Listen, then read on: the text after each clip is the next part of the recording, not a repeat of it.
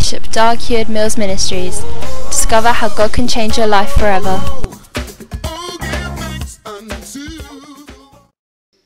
For instance, is there a language to be learned?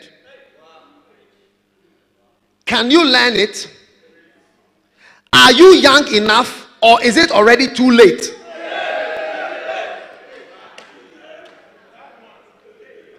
There is your health to be considered. Have you a physique able to endure a tropical climate?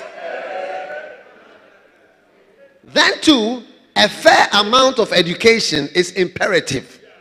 Education both secular and theological. Do you qualify? It's a missionary call. My topic is the missionary call. And by Oswald J. Sanders. Providential circumstances will prove a real factor in guidance. Doors will miraculously open and your every need will be supplied. Funds either earned or given for your training will be forthcoming. Obstacles and hindrances will be overcome or taken away. At the last, board of God's choice will accept you. Then you will get out your outfit and your passage money, and if necessary, the promise of your first year's support. First year's support. Support for 1 year. Yeah.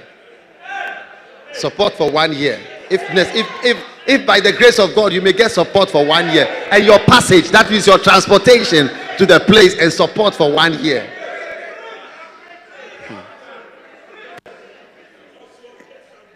Oswald J. Sanders.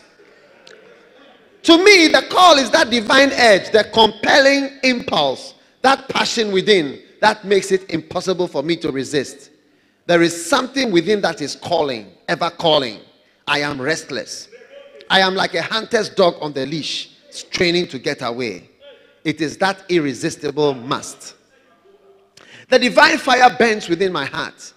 I rise from my desk, praying to God. My mind is not on what I'm doing. I see the distant fields. I feel that come what may, I have no choice but to go. I am not satisfied to settle down where I am. One time I expressed it like this. Hark, it is a voice that calls me out of the depths of mystery. It was that inner voice that spoke to my soul and called me into the ministry, to the mission fields of the world. I can't explain it except to speak of it as an edge that was with me night and day. That edge I followed, and I have never been disappointed. Let no one imagine that there is any romance in missionary work.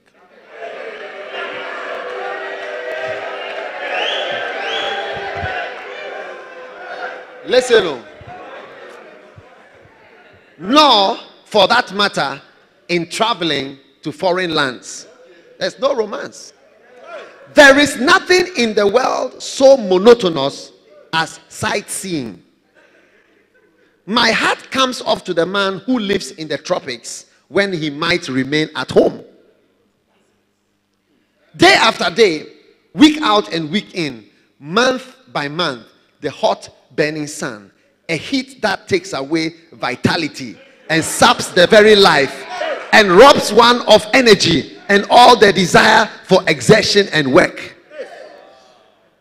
An atmosphere of smallpox, leprosy, typhoid, dysentery, and malaria, death and filth indescribable, loneliness unspeakable, and food mostly foreign.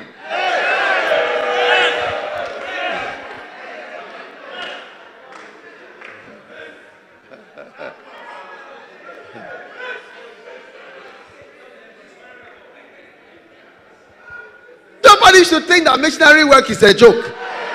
Being sent to the tropics, it's not a joke. There is no romance. There is nothing so monotonous as sightseeing. Day after day, week out and week in, month by month, the hot burning sun, a heat that takes away vitality. It saps the very life. Is it not true? It robs one of energy and all the desire for exertion and work. an atmosphere of smallpox, leprosy, typhoid, dysentery, that is running stomach, malaria, death, filth, indescribable filth, loneliness unspeakable, and food mostly foreign food. No, my friend. If you plan to be a missionary, make sure, very, very sure, that you are being called by God. Otherwise, it will be nothing short of a living death. Nothing short of a living death. The romance will wear off in a few days. Sightseeing will quickly lose its attraction. And the novelty of traveling in foreign lands will become stale. And you will soon find yourself utterly at sea. Discouragement, disappointment will be your portion, and death will be preferable to life.